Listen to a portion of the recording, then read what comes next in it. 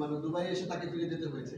তখনকার সাথে এই সিচুয়েশনটা কি এত চেঞ্জ হয়ে গেছে যে এখন সাকিবকে বা তখন কি মনে হয় যে তখনকার সিদ্ধান্তটা তখন ছিল তখন এই বোর্ডটা ছিল না।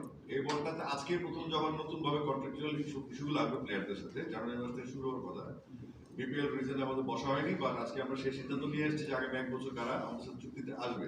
সেই চুক্তির প্রসঙ্গ আসতেই 27 জনের পরে যখন আলোচনা শেষ, তখন আমাদের প্রপোজাল আসছে অতীতের আলোচনা সাপেক্ষে, সাকিবের সাথে আলোচনা সাপেক্ষে প্রস্তাবটা আসছে, এবং সেই প্রস্তাবের আমি সমর্থক ছিলাম। ইনফ্যাক্ট সাকিবের সাথে সরকারের কি সমস্যা, আইন আদালতের কি হিসাবটা থাকে সেটা সরকার দেখবে, কিন্তু আমরা বোর্ড থেকে সাকিব আল হাসানকে চেয়েছি যে আমাদের চুক্তিবদ্ধ যে তালিকাটা হবে প্লেয়ারদের, সেখানে সাকিব আল হাসানকে আমরা প্রপোজ করেছি এই গভর্নমেন্টের সাথে আলাপ করে আমাদের বিসিবি প্রেজেন্ট এ বিষয়ে।